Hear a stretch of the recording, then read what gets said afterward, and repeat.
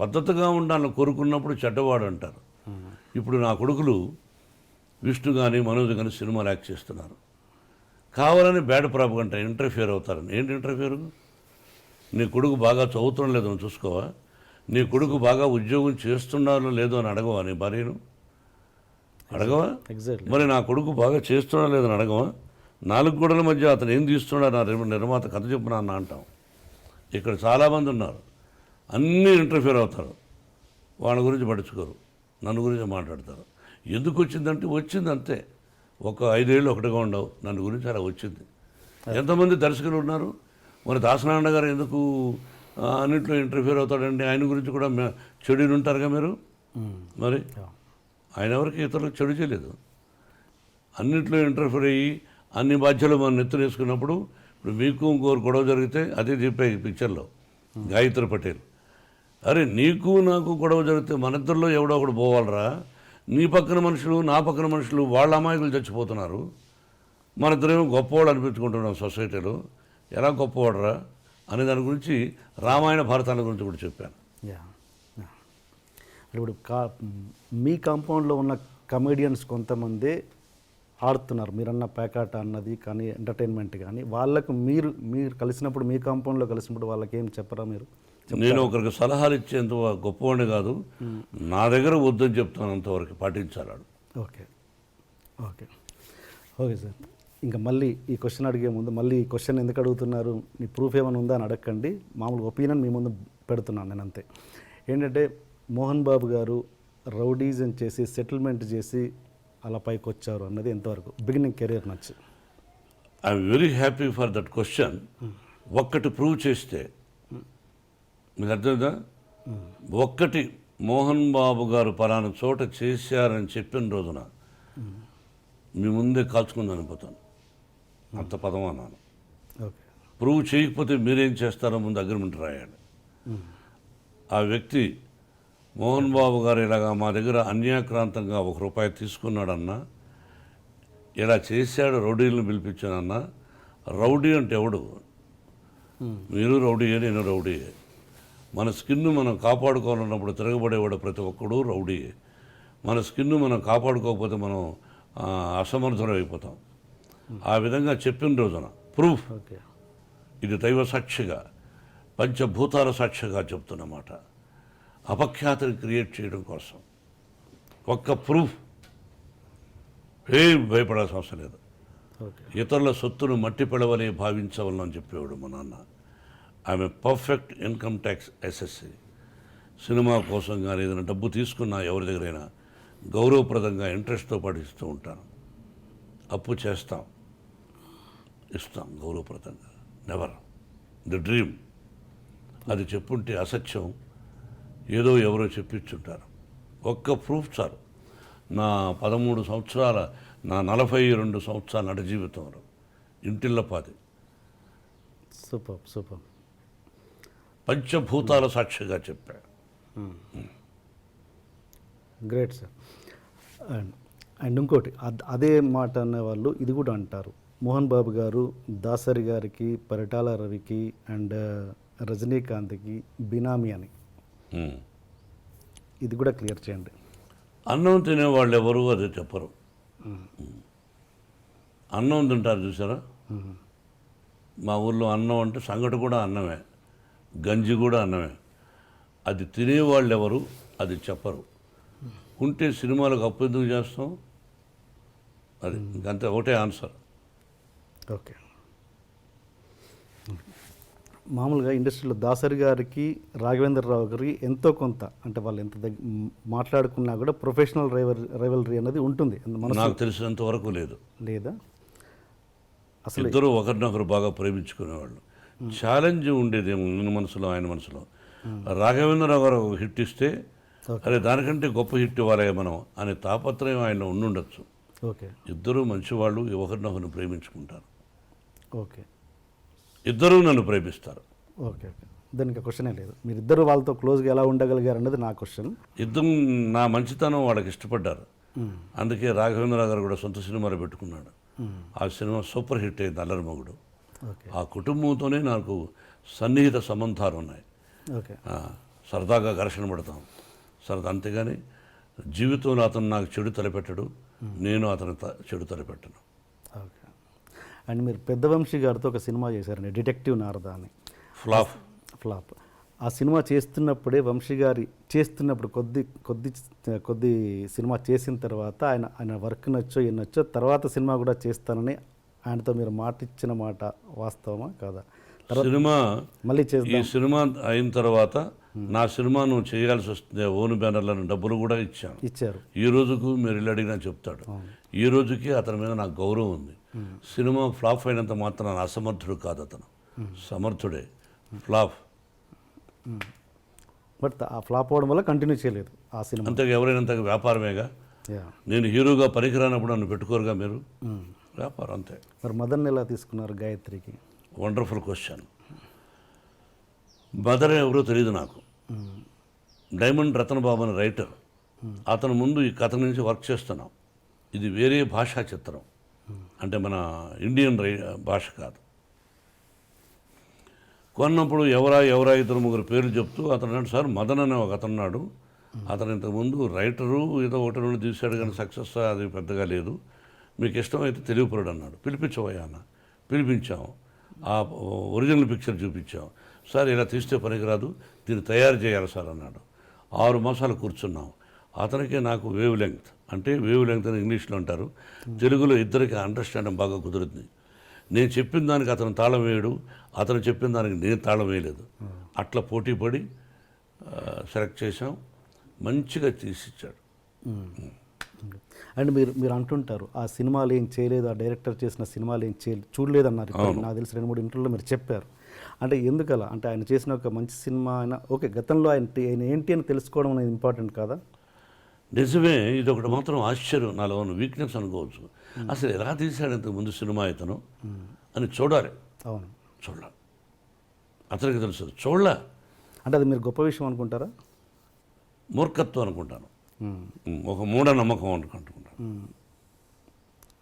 నమ్మేశాను. అదే. సో ఎవరినైనా ఒక పర్సన్ మీకు దగ్గర వ్యక్తి ఎవరినైనా చెప్తే నమ్ముతారు మీరు? అన్నీ నమ్మను, అది నిజాలు ఏంటి నమ్ముతాను. అందులో ఒక మంచి టెక్నీషియన్ చెప్పాడు కాబట్టి నమ్మాను. ఓకే. ఆ తర్వాత బయట విచారించిన కూడా గుడ్ మ్యాన్ అని చెప్పారు, నమ్మాను. అంటే నేను ఏదంటే సినిమా ఇండస్ట్రీలో ఒక వ్యక్తిగా మీరు సినిమా ఇండస్ట్రీలో ఏం జరుగుతుంది, ఏంటి మేకింగ్, అవన్నీ తెలుసుకోవాలన్నది మీకు సినిమా ఇండస్ట్రీగా తెలుసుకుంటూ ఉంటాను. ఓకే. బయట సినిమాలు కూడా చూస్తాను. ఓకే. గొప్పగా ఒక హిట్ అయిన పిక్చర్ను లేకపోతే ఫ్లాప్ అయిన పిక్చర్ను తీసుకొచ్చి మనకు కథ చెప్తారు రైటరు, ఆ తప్పు కూడా జరుగుతాయి, అది తెలుసుకుంటూ ఉంటాను. ఆ నలుగురు చూడలేదు మీరు? ఆ నలుగురు చూసా. కాదు, అతను రైటర్. Okay, writer. ఓకే, అది చూశారు.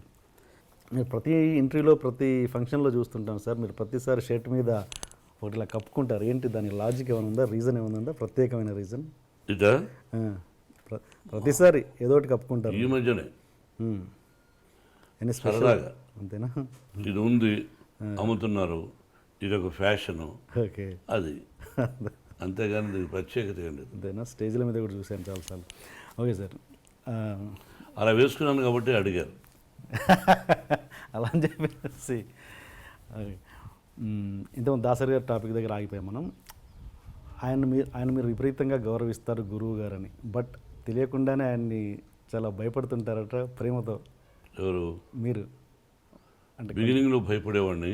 మీరు భయపడ్డం కాదు, మీరే ఆయన భయపట్టేవారంట. లేదా? ఆయన ఎవరికి భయపడ్డు. నేనంటే ఆ ప్రేమతో అదే అట్లా. దాసనారాయణరావు గారు నాకు భయపడతారు అని ఆయన లేని టైంలో నన్ను మీరు అడగకూడదు, నేను చెప్పకూడదు. ఆయన ఉన్నప్పుడైతే ఆయన ముందుగానే చాలా విషయాలు చెప్పేవాడిని. ఆయన నాకు భయపడతారనే పదాన్ని ఇప్పుడు చెప్పకూడదు. మీన్స్ ప్రేమతో, నేను అది సీరియస్ కాదు. నా ప్రేమకు భయపడచ్చు, అంతేగాని ఇస్ ఎ గ్రేట్ మ్యాన్. మీరు దాసరి గారు రాఘవేంద్రరావు గారి ఇద్దరికి మార్కులు వేయాలంటే మీరు ఎవరికి ఇస్తారు మీ సినిమాలలో? ఒక్క 0.5% అయినా. ఇద్దరు మేధావులే. దాసనారాయణ గారు ఆయనకు ఆయన, రాఘవేంద్ర గారు ఆయనకు ఆయన. ఇద్దరిలోనే ఎక్కువ ఫస్ట్ ఎవరంటే దాసనారాయణ గారు. అంటే గురువు గారు అని అది తీసేసి గురువు గారు అన్న పదం తీసేసి ఇద్దరిని డైరెక్టర్స్గా చూస్తే ఆ, మరి అక్కడ బాపు గారు కూడా ఉన్నారు ఒక ఆయన చాలా గొప్ప వ్యక్తి. అంటే మీరు ఇద్దరు ఎక్కువ వీళ్ళతో చేశారు కాబట్టి అడుగుతున్నాను. చేయడమే కాదు, అతి సన్నిహితుడు. Yeah, yeah. అది నేను చెప్పడానికి కష్టం. నా వయసు నా టాలెంట్ చాలదు. అండ్ వీళ్ళిద్దరిని పక్కన పెడితే ఒక బాపు గారు కూడా పక్కన పెడితే ఇప్పుడున్న జనరేషన్లో అంటే మీరు చేసిన సినిమాలలో ఎవరు బెస్ట్ అనిపించవచ్చు? బెస్ట్ చెప్తారు మీరు. ఇది మీరు చేసిన అన్ని సినిమాలలో దాసరి గారు రాఘవేంద్రరావు గారిని పక్కన పెట్టి బాపు గారిని కూడా పక్కన పెట్టి వేరే ఒక డైరెక్టర్ పేరు చెప్పండి, మంచి బెస్ట్ డైరెక్టర్ అని. కేఎస్ఆర్ దాస్ గారు ఉండేవారు. ఓకే.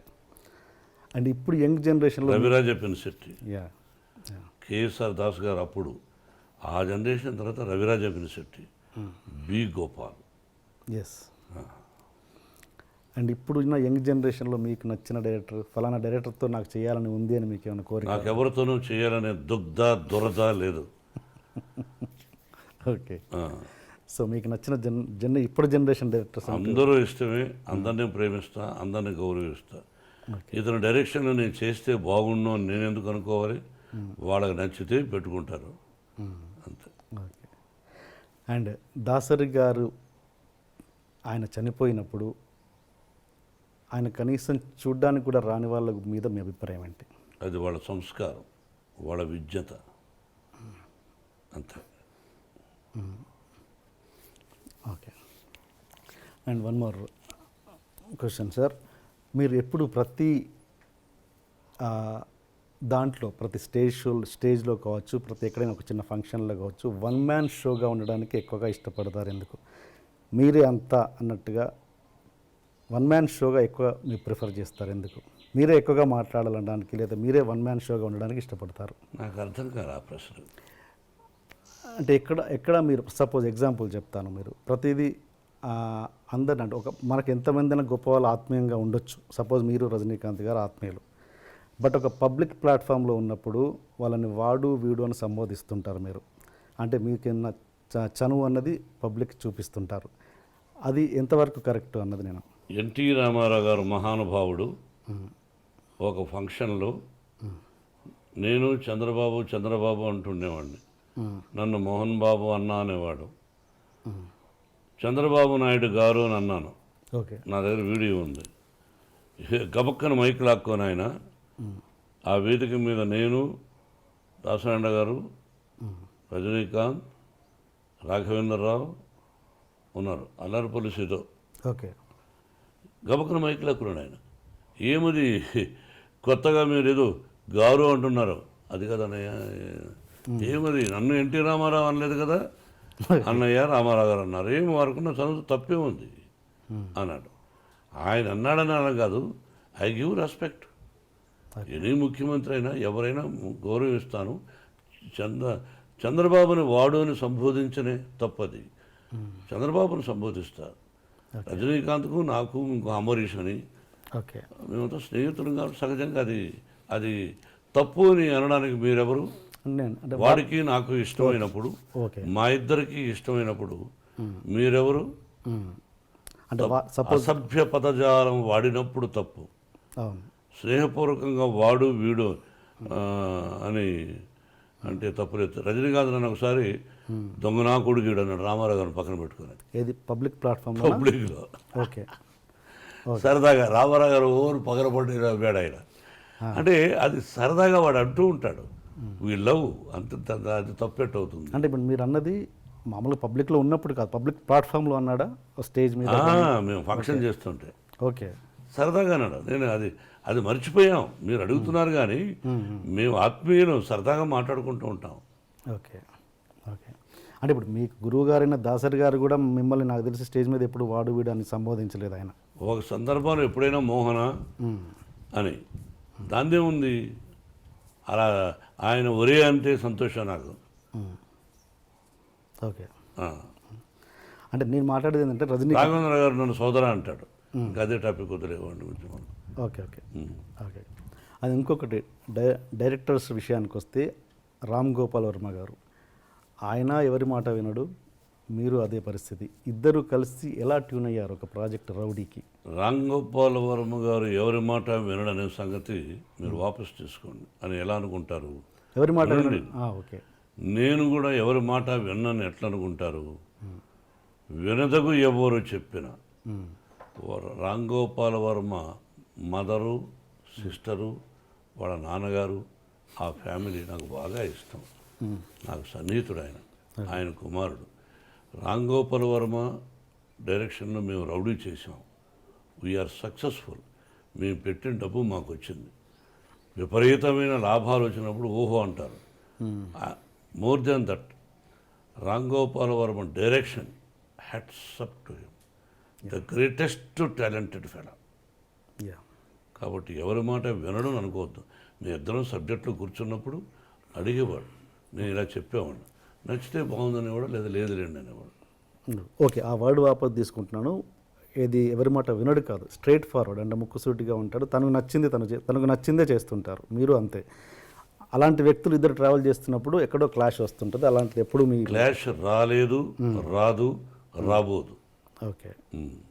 రామ్ గోపాల్ వర్మ నాకు క్లాష్ రాలేదు, రాదు, రాబోదు. అండ్ ఆయన నా బెస్ట్ ఫ్రెండ్ మోహన్ బాబు గారు అని స్టేజ్ మీద అనౌన్స్ చేశారు కదా. ఎస్. ఓకే సార్, మీకు స్త్రీ అండ్ పురుషులకి ఇద్దరికి మీరు సమానంగా ట్రీట్ చేస్తారా? స్త్రీని పురుషుల్ని ఇద్దరిని సమాన హక్కులు ఉండాలన్నది ట్రీట్ చేస్తారా? హక్కులు అందరికీ ఒకటిగా ఉండాలి. నాకు ముగ్గురు బిడ్డలు, లక్ష్మీ ప్రసన్న, కటెను, లక్ష్మీ ప్రసన్న, విష్ణువర్ధన్ బాబు, మనోజ్ కుమార్. ఆస్తులు ముగ్గురికి సమానంగా పంచుతాను. But I give preference for my daughter. అలాగే ఆర్యానా, వివియానా, నివియానా. ఆడపిల్లలంటే నాకు ఇష్టం. మగవాళ్ళని అలానే చులకనగా చూస్తాను కదా, నేను మగాడిగా. అదే. మరి ఇప్పుడు మనోజ్ బాబుకి, విష్ణుబాబుకి అవరామ్ భక్త అని పేరు పెట్టారు. ఎవరికండి? అవరామ్. ఎవరికి పెట్టారు? విష్ణుబాబు బిడ్డకు ఓకే, అవరామ్ భక్త అని పెట్టాడు. నా పేరు కూడా వచ్చేటట్టు. ఓకే. పురుషుడు ద్వేషిస్తాను, ఆడవాళ్ళనే ఎక్కువ గౌరవిస్తాను తప్పు. నా అమ్మ నాన్న, అమ్మ నాన్న అంటాం. నాన్న అమ్మాను. బీజప్రధానమా క్షేత్ర ప్రధానమా అనేవాళ్ళు. మనంతా బీజప్రధానం మన పేరులో ఉంది, తెలుసుగా మీకు. ఇంటి పేరు పెట్టుకుంటాం, ఆ నాన్నగారి పేరు పెట్టుకుంటాం. కాబట్టి ఐ గివ్ రెస్పెక్ట్. అలాంటప్పుడు మరి మంచు ఎక్కువ శాతం ఆడపిల్లకు గౌరవిస్తాను. వాళ్ళందరికీ అప్పుడప్పుడు మా ఇన్స్టిట్యూట్లో కూడా చెప్తుంటాను, ఓకే, ధైర్యంగా ఉండాలి, పెరిగి పందుల్లా బ్రతకద్దండి.